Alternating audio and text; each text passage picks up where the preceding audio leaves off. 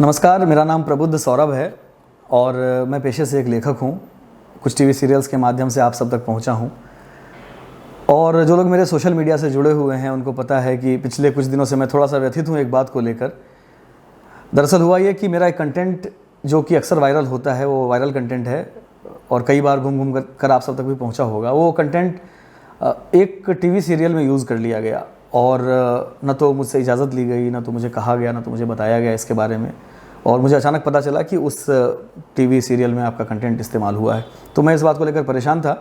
तो मुझे लगा कि इस समस्या को लेकर आप सब तक आया जाए, आप सब से बात की जाए, रूबरू हुआ जाए और ये बताया जाए कि मैं किस परिस्थिति से गुज़र रहा हूँ और क्या समस्याएं मेरे साथ आ रही हैं। तो मैं ये चाहता हूँ कि बात वहाँ से शुरू हो जहाँ से दरअसल ये कंटेंट वायरल होना शुरू हुआ।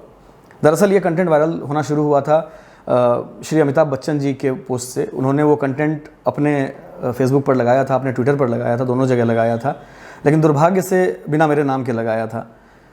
तो उसके बाद से ये वीडियो यहाँ वहाँ जहाँ तहाँ अलग अलग नामों से चल रहा है ये कंटेंट। तो मुझे लगा कि इसके लिए बात करनी चाहिए, एक बार मुझे अपनी बात तो रखी देनी चाहिए। तो इसके लिए मैंने जैसा मैंने कहा कि मैं वहीं से शुरू करना चाहता हूँ जहाँ से सारी बात शुरू हुई थी।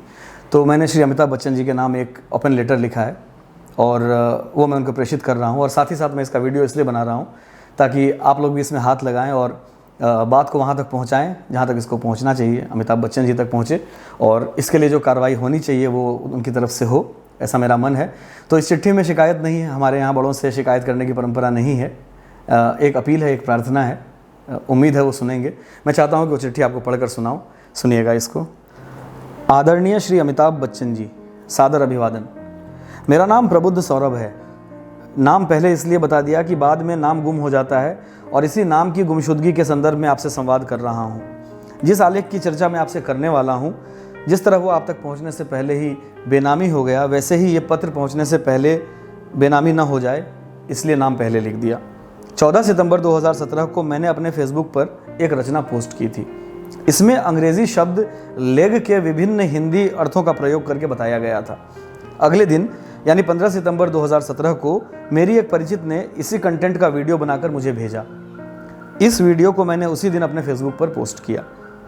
इसके 2 वर्षों बाद मुझे किसी मित्र के माध्यम से सूचना मिली कि मेरी रचना अमिताभ बच्चन जी ने अपने ट्विटर और फेसबुक पर पोस्ट की है। मैं जब रोमांच और खुशी का गट्ठर लेकर आपके पोस्ट तक पहुंचा तो देखा कि मेरी रचना तो है लेकिन मेरा नाम नहीं है। अब मैं आपको एक फिल्म की कहानी सुनाता हूँ। फिल्म का नाम है धूमकेतु। इसमें भारत के सबसे बड़े अभिनेता श्री अमिताभ बच्चन जी ने अपना वास्तविक किरदार निभाया है। इस फिल्म के प्रोड्यूसर त्रय में अनुराग कश्यप, विकास बहल और सोनी हैं। मोटी कहानी मैं आपको 3 बिंदुओं में समझाता हूँ। पहला बिंदु, अमिताभ बच्चन जी के पास एक स्क्रिप्ट किसी माध्यम से अचानक पहुँचती है और वो स्क्रिप्ट उनको बहुत पसंद आती है। दूसरा बिंदु, अमिताभ जी अपनी पूरी टीम को इस स्क्रिप्ट का राइटर ढूंढने के काम पर लगा देते हैं। टीम उसे ढूंढने में असफल हो जाती है।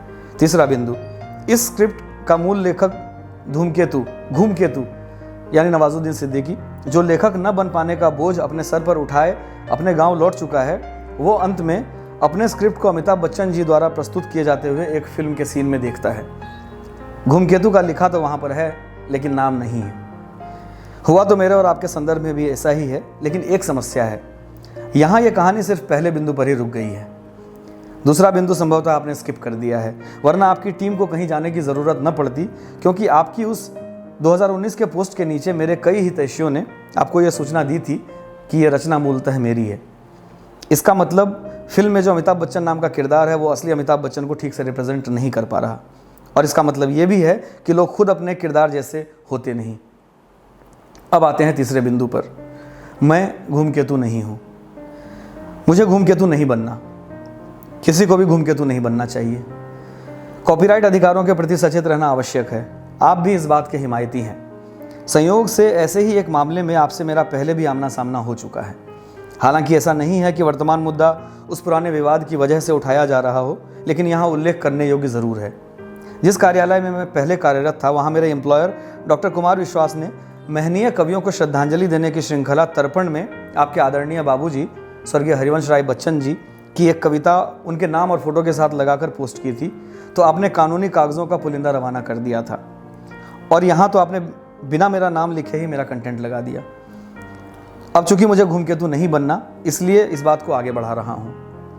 जब 2019 में आपने मेरी रचना अपने सोशल मीडिया पर बिना मेरे नाम के लगाई, तो मैंने सिर्फ एक फेसबुक पोस्ट लगाकर चुप्पी साध ली थी, क्योंकि मुझे लगा कि इससे आगे कुछ करूँगा तो लोगों को ये लोकप्रियता हासिल करने का बहाना प्रतीत होगा। बहरहाल 14 अगस्त 2022 को, यानी अभी से कुछ दिन पहले, मेरे संज्ञान में आया कि सोनी सब टीवी और सोनी लिव पर चल रहे एक सीरियल पुष्पा इम्पॉसिबल में वही कंटेंट एक दृश्य में यूज़ किया गया है। इसके इस्तेमाल के लिए न तो मुझसे इजाज़त ली गई, न मुझे संपर्क किया गया। अब यह मामला अत्यंत गंभीरतापूर्वक लेने योग्य हो गया है। इस कंटेंट की ओनरशिप क्राइसिस जो आपके पोस्ट से शुरू हुई थी, वो अब मेरे लिए नुकसानदायक साबित हो रही है। अतः आपसे आग्रह है कि बड़ा हृदय दिखाते हुए इस कंटेंट के मूल लेखक के रूप में मेरा नाम सार्वजनिक रूप से उल्लेखित करें। उम्मीद है कि आप इस प्रार्थना को स्वीकार करेंगे, क्योंकि पूर्व में भी आप कोशिश करने वालों की हार नहीं होती कविता को अपने बाबूजी की रचना बताकर प्रस्तुत करते रहे, लेकिन जब आपको ज्ञात हुआ कि यह रचना सोहनलाल द्विवेदी जी की है, तो आपने सार्वजनिक रूप से यह बात बताई थी। आप रचनाकार और रचना के संबंध का महत्व समझते हैं, अतः आपसे पुनः आग्रह है कि मेरी रचना धर्मिता के साथ सम्मान और न्याय का व्यवहार करें।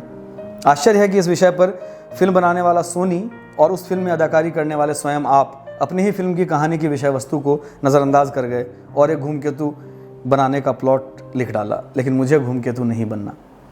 संभवतः धूमकेतु कॉपीराइट कॉन्शियस नहीं था और अपने अधिकार के लिए लड़ नहीं सका, लेकिन मैं धूमकेतु नहीं हूँ। आपका प्रबुद्ध सौरभ। तो ये चिट्ठी मैंने लिखी है। आप सबसे आग्रह है कि ये वीडियो वहाँ तक ज़रूर पहुँचाइए जहाँ से मुझे न्याय मिल सके, क्योंकि एक लेखक के लिए ये बहुत ही दुख की बात है कि उसका नाम ना पहुँचे, उसकी रचना पहुँच जाए, क्योंकि लिखने में खून जलता है, ये आपको भी पता है, पसीना लगता है, ये आपको भी पता है। इतना आसान काम नहीं होता, और कोई उसका बिना मूल्य दिए, मूल्य मतलब पैसे का मूल्य नहीं, अगर आप नाम भी इस्तेमाल कर लेंगे वो भी मूल्य है। पैसे का मूल्य तो निश्चित रूप से जहाँ व्यावसायिकता है वहाँ पर है ही, लेकिन बिना नाम के जाना बहुत ही दुर्भाग्यपूर्ण है। इसलिए आप सबसे फिर से निवेदन है कि इसको शेयर कीजिए और वहाँ तक पहुँचाइए जहाँ से मुझे न्याय मिले। मैं सोनी टीवी से अलग से संवाद करूँगा। ये संवाद अमिताभ बच्चन जी से था मेरा। आप सबका बहुत बहुत शुक्रिया वीडियो देखने के लिए। शेयर ज़रूर कीजिएगा। बहुत बहुत धन्यवाद।